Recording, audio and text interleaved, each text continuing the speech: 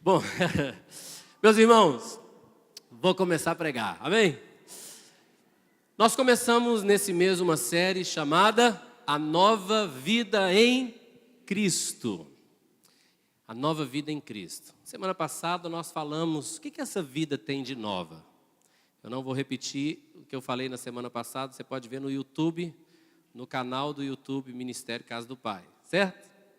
Mas hoje eu quero falar com você sobre o novo estilo de vida. Fala isso comigo aí, um novo estilo de vida. Se é uma nova vida em Cristo, essa nova vida tem um novo estilo, uma nova maneira que essa vida em Cristo deve ser vivida. Veja bem, muitas pessoas relacionam a nova vida em Cristo com aquilo que elas deixaram no passado. Ah, eu sou uma nova pessoa porque eu bebia e não bebo mais. Eu sou uma nova pessoa porque eu usava droga e não uso mais. Eu sou uma nova pessoa porque eu era viciado em pornografia e não sou mais. Eu sou uma nova pessoa porque eu desrespeitava os meus pais, a minha esposa e não desrespeito mais. As pessoas ficam relacionando a vida cristã e a nova vida em Cristo com aquilo que elas abandonaram. Você concorda comigo? Mas eu quero te dizer que isso não é tudo. Nem de longe isso é tudo.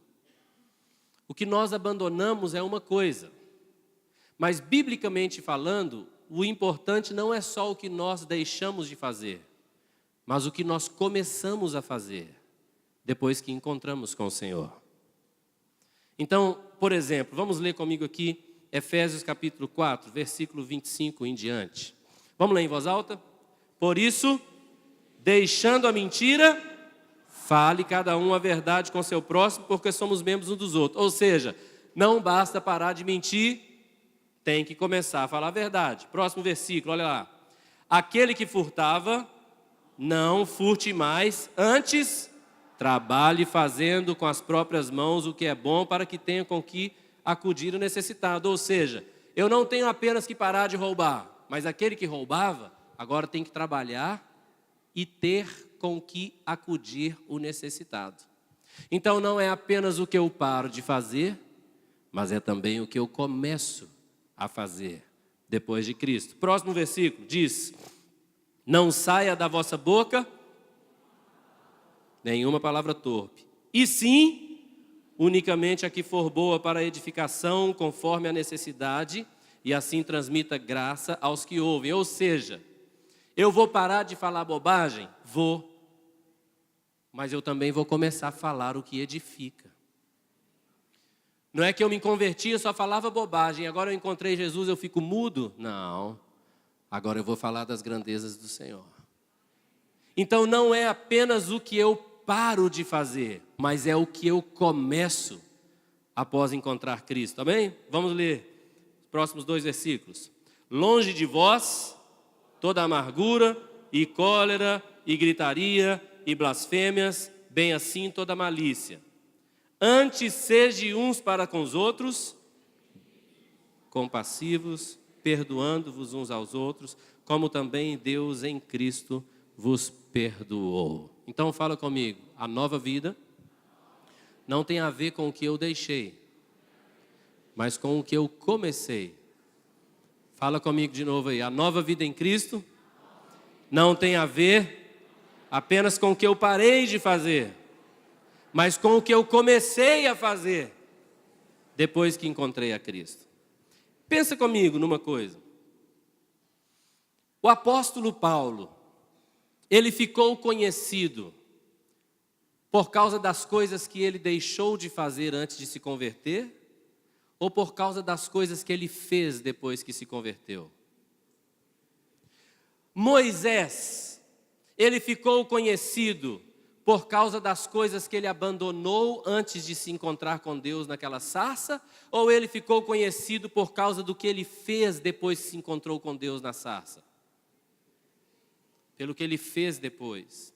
Davi ficou conhecido pelo que ele fazia antes de ser ungido pelo profeta Samuel, ou ele ficou conhecido pelo que ele fez depois de ser ungido pelo profeta Samuel?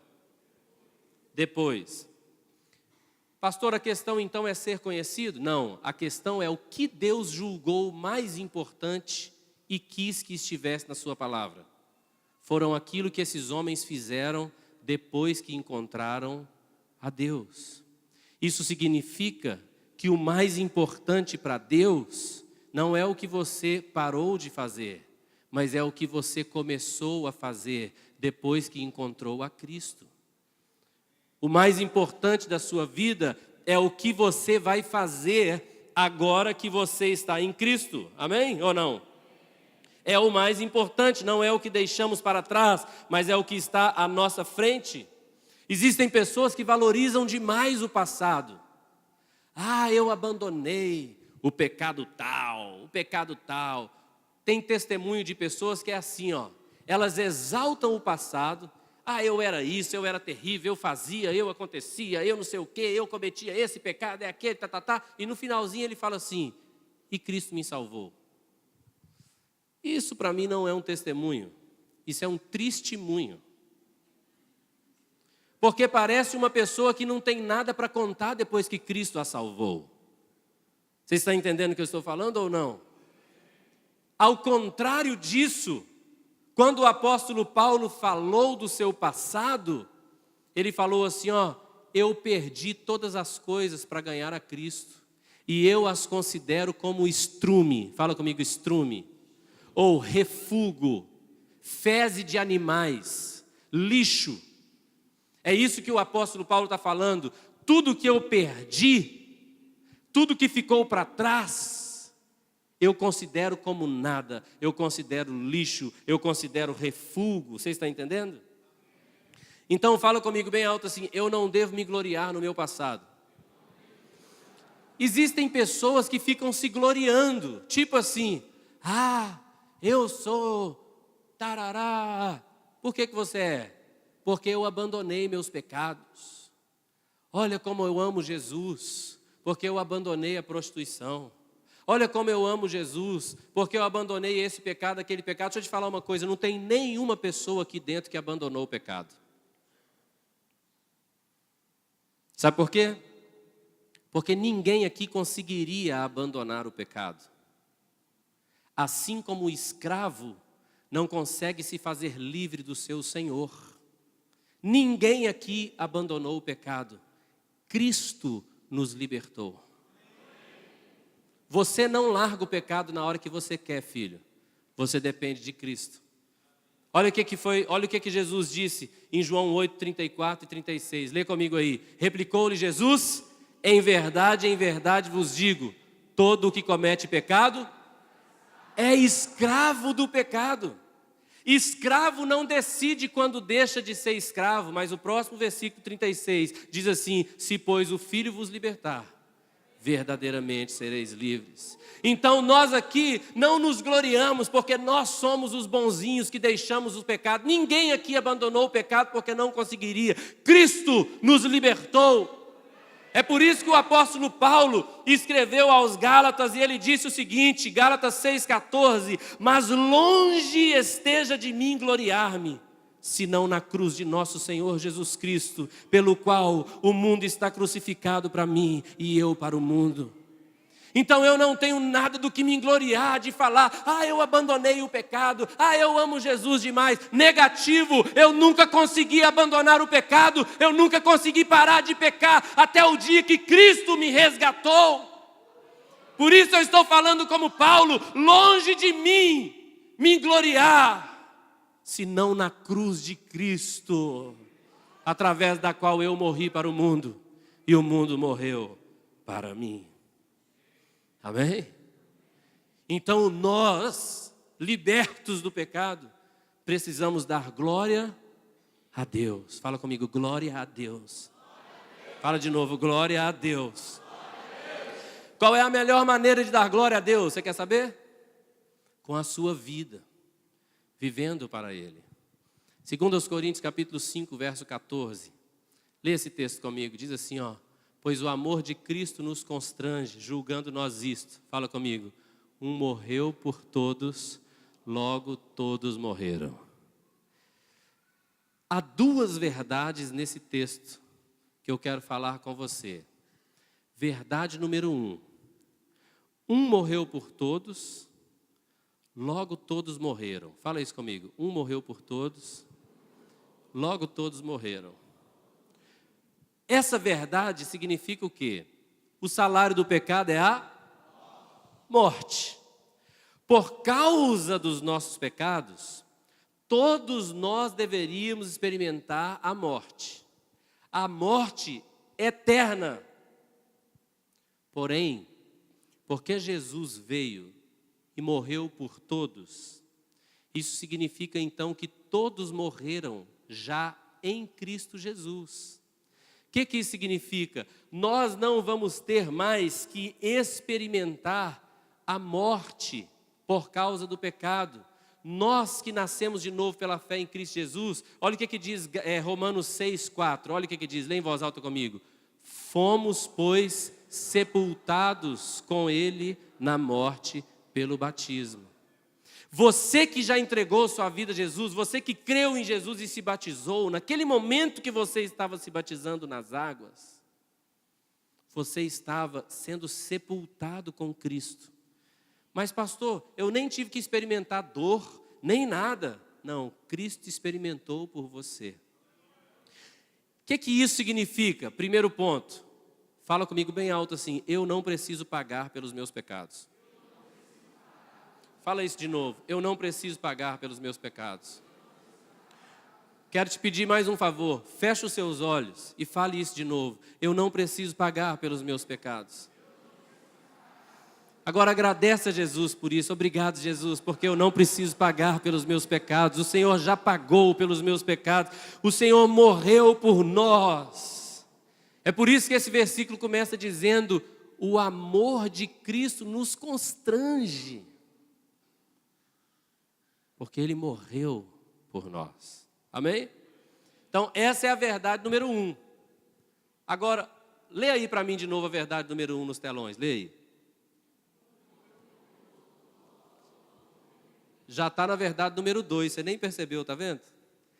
Porque a segunda verdade que eu vou falar nesse versículo está dentro desse mesmo contexto, porém com um ponto de vista diferente. Repete isso comigo, um morreu por todos, logo todos morreram. Há uma outra verdade contida aqui, que é o seguinte, Ele deu a sua vida por nós, correto? Então nós também demos a nossa, correto? Vou perguntar de novo. Cristo deu a sua vida por nós, correto? Então nós também damos a nossa por Ele, correto? Então o que esse texto está dizendo é, um morreu por todos, logo todos morreram, isso significa, você não tem mais vida. Preste atenção no que eu vou te dizer, não fique ofendido com a palavra de Deus. Se alguém aqui ainda possui a própria vida, se alguém aqui ainda vive para si, se alguém aqui ainda se julga dono da sua própria vida, você ainda está no processo de conversão. Não se ofenda, você está indo bem, mas você não se converteu ainda. Porque se um morreu por todos, logo todos morreram. Nós vamos ler de novo esse versículo 14, e aí vamos emendar no 15. Vamos ler o 14 e logo em seguida o 15, para você entender esse contexto. Vamos ler em voz alta, vamos lá? Pois o amor de Cristo nos constrange, julgando nós isso. Um morreu por todos, logo todos morreram. E Ele morreu por todos, para que os que vivem não vivam mais para si mesmos, mas para aquele que por eles morreu e ressuscitou. Ô palavra de Deus viva! E então, se Cristo morreu por todos, logo todos morreram, significa que nós não temos mais uma vida para nós mesmos. Porque ele morreu para quê? Fala comigo, para quê? Esse para quê revela o propósito, tá certo? Deixa o versículo para mim, por favor. Ele morreu para quê? Isso revela o propósito. Para que os que vivem não vivam mais para si mesmos. Por isso eu disse que se você ainda possui a sua vida, se você ainda vive para si, não se ofenda. Você está indo bem, mas você ainda está no processo de conversão. Não se converteu ainda não. Jesus não tem muito problema com isso. Pedro, depois de andar mais de 3 anos com Jesus, Jesus falou com ele: Pedro, quando você se converter, fortalece os seus irmãos. Então, a verdade do Evangelho é que Cristo nos resgatou. Você já ouviu isso? Cristo nos redimiu. Você já ouviu isso? O que isso significa? É que Ele nos comprou com o seu sangue. Tá certo? Eu tenho esse celular. Eu comprei esse celular. Tá certo? De quem é esse celular? De quem é? Meu. Aquilo que eu comprei é meu. Eu uso como eu quiser. Alguém vai falar, mas telefone celular é para falar. Eu estou usando para ler. Daí é meu, eu uso do jeito que eu quiser. Cristo te comprou? Então você é dele, ele te usa do jeito que ele quiser. Meu celular não pode escolher o jeito que eu vou usá-lo. Você está entendendo? A Bíblia diz que nós devemos glorificar a Deus com o nosso corpo, porque nós fomos comprados por preço. Você foi comprado por um alto preço naquela cruz, meu amado. Amém? Amém? Mateus capítulo 16, versículos 25 e 26. Olha as palavras de Jesus. Vamos ler? Porquanto quem quiser salvar a sua vida, perdê-la-á. E quem perder a vida por minha causa, achá-la-á. Pois que aproveitará o homem se ganhar o mundo inteiro e perder a sua alma? Ou o que dará o homem em troca da sua alma? Se você, meu amado, está vivendo a sua vida para si, se você julga a sua vida como sua, e está vivendo apenas para si, apenas para ter os seus bens, apenas para ter seus bens materiais, eu quero te falar, Jesus disse que esses bens materiais não vão poder comprar a sua alma. A verdade é que se nós somos dele, nós devemos viver para ele. Amém?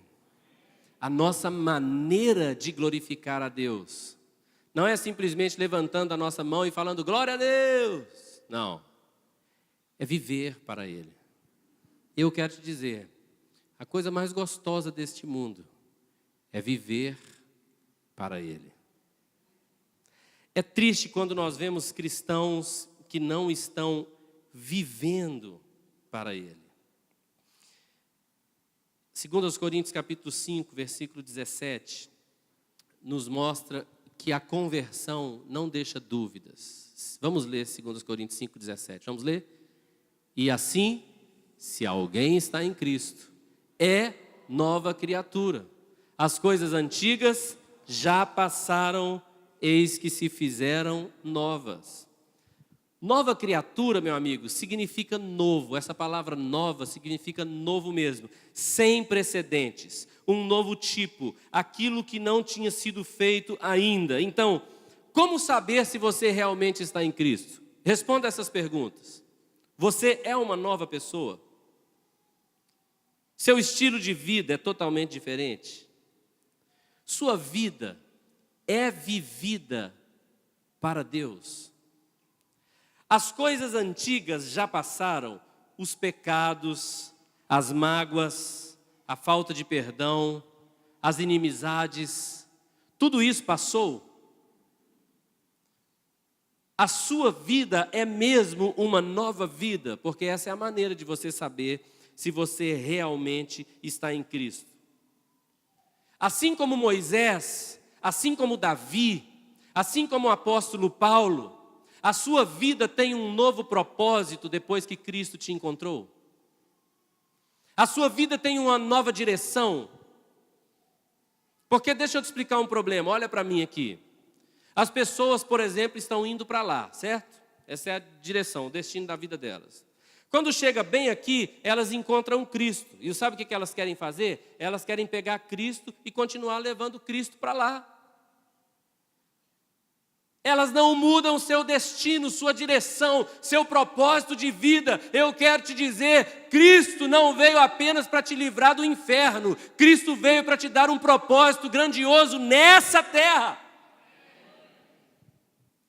Um novo estilo de vida. Um estilo de vida cheio da presença. Um estilo de vida onde a sua vida é feita para transformar outras.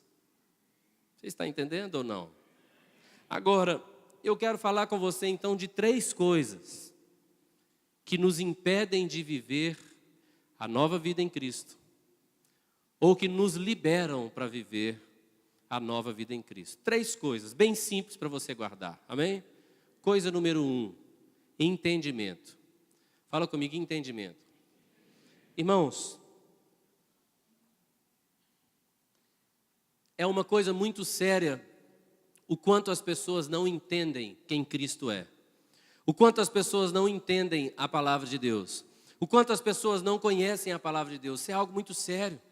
Porque você tem a palavra de Deus à sua disposição para você ler, para você conhecer todos os dias. O apóstolo Pedro foi uma pessoa que teve um entendimento diferente da multidão. Jesus estava fazendo um de seus discursos mais difíceis. Quando ele falou, você tem que comer da minha carne e beber do meu sangue. As pessoas estavam escandalizadas, porque não tinham entendimento do que Jesus estava falando.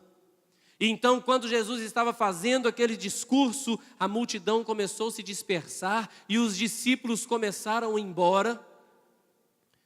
E Jesus olha para os seus discípulos mais próximos e fala com ele assim, vocês também não querem ir com todo mundo? Vocês também não querem ir embora? E o apóstolo Pedro dá uma resposta em João 6,68. Olha o que o apóstolo Pedro diz. Respondeu-lhe Simão Pedro, Senhor, para quem iremos? Tu tens as palavras da vida eterna. O que aconteceu com Pedro? Pedro teve entendimento. Senhor, para onde eu vou? A quem eu vou procurar para ter a vida eterna? Não há vida eterna em nenhum outro. A Bíblia vai dizer depois lá em Atos, né? Em nenhum outro, porque nenhum outro nome há dado entre os homens pelo qual importa que sejamos salvos. Ele é a vida eterna. Agora existem muitas pessoas que estão dentro da igreja, culto após culto, e parece que nunca recebem entendimento do que é a vida eterna e de quem pode dá-la. Só Jesus, meu amigo. A única maneira, guarda essa frase, a única maneira de viver eternamente com Jesus é começando aqui. Você me ouviu? A única maneira de viver eternamente com Jesus é começando aqui. Então, o que impede as pessoas de viver para Cristo? Número 1, entendimento. As pessoas, quando não têm entendimento, elas não podem viver para Jesus. Eu oro para que você tenha entendimento. Que se você não viver com Jesus aqui, você não vai poder viver lá. Amém? Segunda coisa, decisão. Fala comigo, decisão. Existem pessoas, amados, que elas nunca se decidem. Já viu aquele casal que fica namorando 10 anos? Alguém já viu? Estou namorando. Quanto tempo você namora? 10 anos. Nunca decide. Você está entendendo o que eu estou falando ou não? Existem pessoas que têm uma dificuldade enorme de tomar uma decisão, mas deixa eu te falar uma coisa. A Bíblia nos ensina que a respeito de seguir a Jesus, você tem que se decidir. Vou te contar uma historinha que eu já contei muitas vezes. Diz que certo homem morreu, e aí ele foi lá para um julgamento. onde ele ia ser julgado, se ele ia para o céu ou para o inferno. Isso é só uma historinha, tá? E aí quando ele chegou lá no julgamento, na hora do julgamento ele levantou a mão e pediu para falar. E aí a pessoa que estava lá no julgamento falou com ele assim, pode falar. Aí aquele homem perguntou assim, olha, eu queria fazer uma pergunta. Porque lá na terra eu estava um pouco indeciso. Eu estava em cima do muro, nem para o lado de lá, nem para o lado de cá. E aí, quando eu estava em cima do muro, eu via que a igreja ficava me chamando, né, para eu vir para o lado aqui de Deus, todo mundo me chamando, todo mundo me convidando, as pessoas orando para que eu fosse para o lado de Deus. E eu estava em cima do muro. Mas do outro lado, do lado do diabo, ninguém me chamava. Por que ninguém me chamava do lado do diabo e do lado de Deus ficava todo mundo me chamando? Aí o diabo levantou a mão e falou, posso falar? Aí Deus deixou o diabo falar. Aí o diabo falou com aquele homem assim, sabe por que ninguém te chamava? Porque o muro é meu. Então quando você estava em cima do muro, você já estava no meu território. Eu não precisava te ganhar, você já estava ganho. Pessoas que não decidem por Jesus, na verdade já tomaram sua decisão. Pessoas que não decidem por Jesus, na verdade já decidiram. Eu gosto demais do que fala Josué, quando ele está despedindo o povo. Leia comigo aí, Josué 24, verso 15. Olha o que ele diz para o povo. Porém, se vos parece mal servir ao Senhor, escolhei hoje a quem sirvais. Se aos deuses a quem serviram vossos pais, que estavam da além do Eufrates, ou aos deuses dos amorreus, em cuja terra habitais. Eu e minha casa serviremos ao Senhor. Então, meu amigo, você tem que tomar uma decisão na sua vida. A conversão tem o seu ápice quando ela tem uma decisão irrevogável. Você não permite que aquela decisão caia. Eu vou viver a minha vida para a glória de Jesus. Ponto final, não importe quanta guerra esteja na minha frente, quanta dificuldade esteja na minha frente, não importa o que eu vou passar, o que eu não vou passar, se na terra só vai ter um homem fiel, esse homem vai ser eu. Você tem que ter essa decisão. Porque se você não tiver a decisão de servir a Cristo, você nunca o servirá. Então a primeira coisa foi o entendimento, a segunda foi decisão. A terceira é bem diferente das outras duas. A terceira coisa que pode te fazer viver para Jesus é se alimentar de Jesus. Fala isso aí comigo, se alimentar de Jesus. Bom, aqui está uma coisa muito importante. Olha o que Jesus disse, João 6,57. Vamos ler? Assim como o Pai que vive me enviou, e igualmente eu vivo pelo Pai, também quem de mim se alimenta, por mim viverá. Deixa eu te explicar bem esse versículo. Olha aí para os telões aí. Acha um telão fácil para você aí. Está vendo aí onde está escrito, assim como o Pai que vive me enviou, igualmente eu vivo pelo Pai. Você está lendo isso aí? Fala comigo, eu vivo pelo Pai. Essa palavra pelo aí, que esse texto é um texto escrito no grego, certo? É a mesma palavra que foi traduzida mais embaixo no versículo com a palavra por, quando Jesus falou assim, quem de mim se alimenta, por mim viverá. Quando Jesus disse, eu vivo pelo Pai que me enviou, e quem de mim se alimenta, por mim viverá. Essa palavra pelo e essa palavra por, no grego, é a mesma palavra que eu vou colocar para você aí, que é essa palavra dua, se fala. Aí está escrito dia, certo? Essa palavra significa através de. Fala comigo, através de. Através de. O que Jesus está falando é o seguinte, O Pai me enviou quando Jesus estava na terra. E hoje eu vivo através do Pai. Todos os milagres que eu faço através do Pai. Jesus falou: aquilo que eu faço eu não faço de mim mesmo, mas é aquilo que eu vejo o Pai fazer que eu faço. Então eu vivo através do Pai. E Jesus está dizendo: aquele que de mim se alimenta, viverá através de mim. Ou seja, por mim. Eu vou ser o sustento dessa pessoa. Eu sou quem vai sustentar essa pessoa de pé. Eu é quem vou prover para essa pessoa. Eu é quem vou empoderar essa pessoa. Essa pessoa vai fazer milagres, curas, sinais e maravilhas através de mim. Qual é o problema? É que as pessoas não têm se alimentado de Jesus. Deixa eu te contar uma história bíblica. Existia um homem que ele não era israelita e até então a aliança de Deus estava limitada a Israel.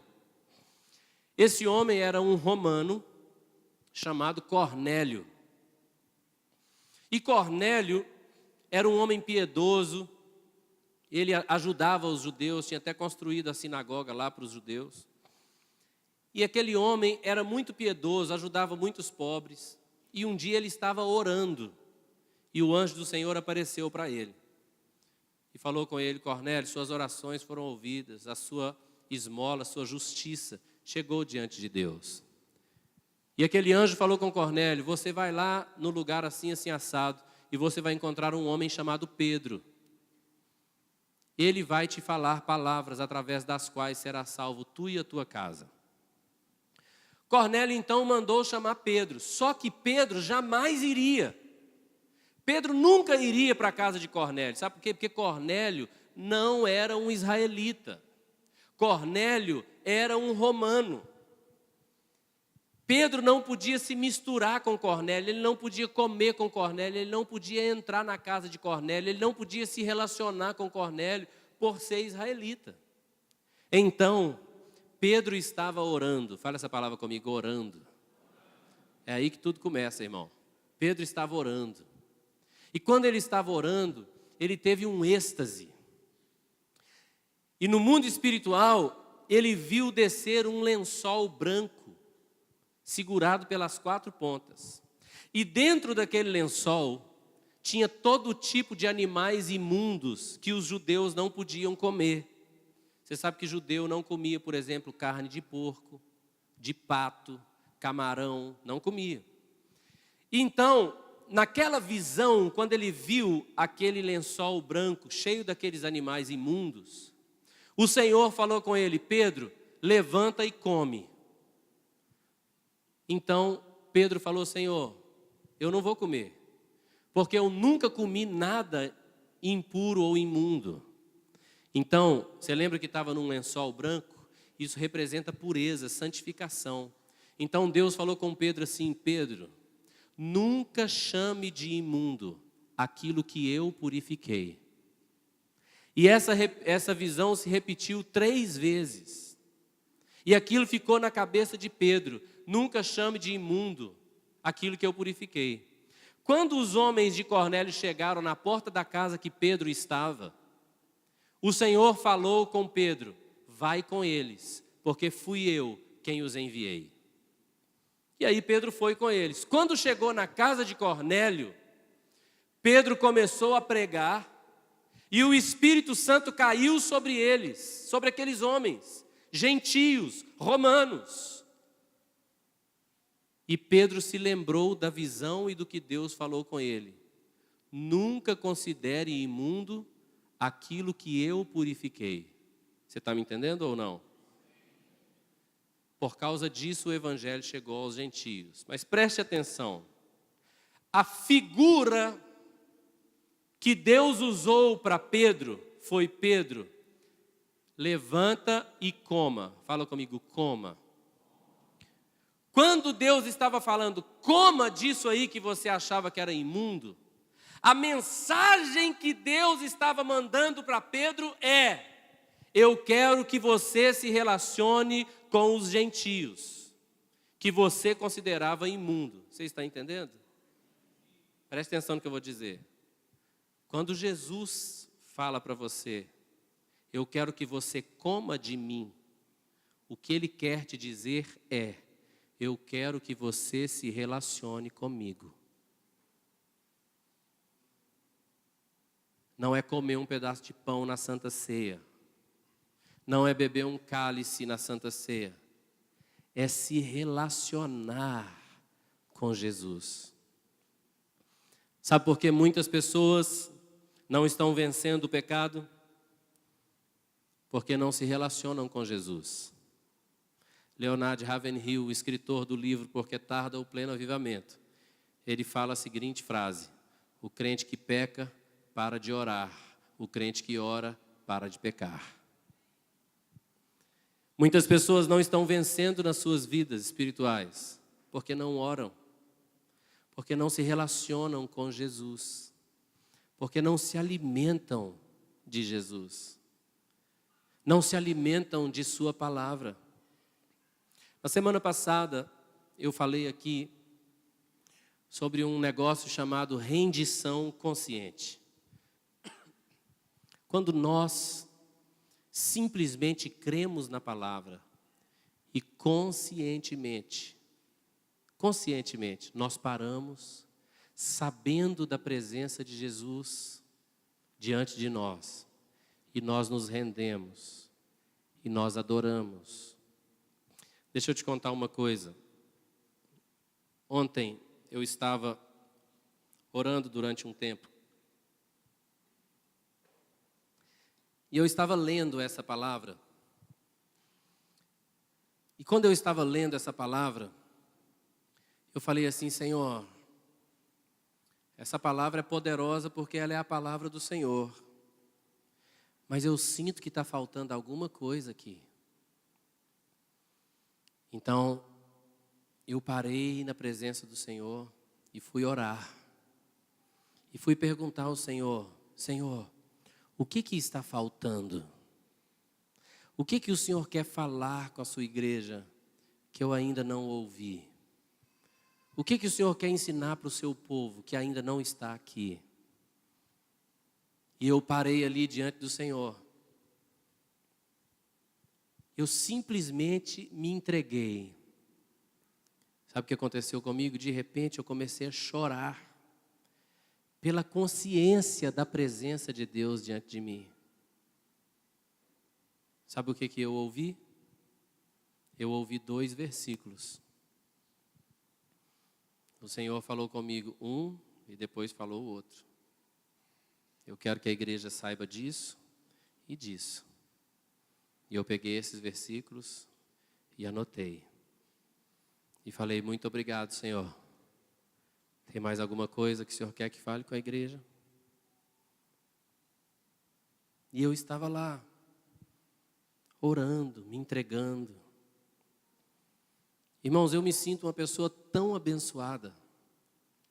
Mas sabe qual é a maior bênção da minha vida? É conseguir viver uma vida para a glória de Deus. É não ter que ficar lutando contra o pecado. Eu não preciso ficar lutando tanto. Cristo lutou e venceu e me deu a vitória. Mas sabe por que muitos dentro da igreja não estão vivendo uma vida que glorificam a Deus? Número 1, porque não têm entendimento. Número 2, porque não se decidem. Mas número 3, é uma parte muito importante. Porque não se alimentam de Jesus. Eu tenho 3 filhos. Quando algum deles tem algum probleminha, fica gripado, tem uma virose, alguma coisa assim, os médicos sempre fazem uma pergunta. Sabe qual é a pergunta? Eles estão se alimentando? Eles estão se alimentando bem? E você sabe que esse é um dos primeiros sinais de quando você está com algum problema de saúde. Você perde o apetite, perde a fome, a vontade de comer. É ou não é verdade? Você sabia que está cheio de crente doente espiritualmente? Não tem fome de Deus? não tem fome de Deus, não tem desejo de estar na presença de Deus. Você está entendendo? Ontem, a minha esposa falou assim: Gilson, eu quero fazer um jantar bem especial, bem maravilhoso. Eu falei, ô glória. E aí, quando ela estava lá, terminando de fazer o jantar, eu estava até um pouco com medo dela ficar chateada comigo, sabe por quê? Eu não estava com um pingo de fome. Eu não estava com fome nenhuma fome. Só, irmãos, que ela fez um risoto de cogumelo fungo, para quem gosta, delicioso. E ela fez uma carne assim, grelhada, maravilhosa. E eu estava sem nenhum pingo de fome. E ela falou, Gilson, você fica com os meninos para mim, que eu vou fazer o jantar. Eu falei, tá bom. E eu fiquei com os meninos no quarto, a porta fechada, eu sem nenhum pingo de fome. Aí quando ela falou assim, tá pronto. Irmãos, eu não tinha um pingo de fome. Mas aí eu abri a porta. Meu Deus, aquele cheiro de carne grelhada. Sabe, eu fiz assim. Quando ela estava fazendo o risoto, né? Para fazer o risoto, você tem que fazer um caldo de legumes, salsão, várias coisas. Irmãos, aquele negócio estava com cheiro. E o meu apetite abriu. Se você perdeu a fome por Deus, sabe o que você precisa fazer? Você precisa se expor na presença de Deus. Sentir o perfume de Deus. Sentir a presença de Deus. E deixar isso despertar a sua fome de novo. E você simplesmente parar na presença de Jesus e se alimentar dele. Preste bem atenção. Imagine que a gente começasse a orar aqui agora. Orar e adorar. Aí, imagine que nesse momento de oração e adoração, a presença de Deus viesse sobre você assim de uma maneira bem forte, bem profunda. E Jesus tocasse você. E você chorasse, e você se entregasse, e o Espírito Santo te revelasse as profundezas do coração de Deus, e você pudesse conhecer nesse momento íntimo as profundezas do coração de Deus. Quando esse momento terminasse, o que você acha que você ia querer fazer? Eu te falo o que você ia querer fazer. Você ia querer fazer qualquer coisa que agradasse a Deus. Qualquer coisa que Ele te pedisse. Porque aquele que de mim se alimenta, por mim viverá. Quanto mais você estiver cheio da presença de Deus, mais você vai querer estar cheio da presença de Deus. Quanto mais você conhecer o coração de Deus, mais você vai querer agradar a pessoa de Deus. Então hoje eu tenho 3 conselhos para te dar. Número 1, busque entendimento. Número 2, se decida. Tenha a decisão de viver para a glória de Jesus. Número 3, se alimente de Jesus.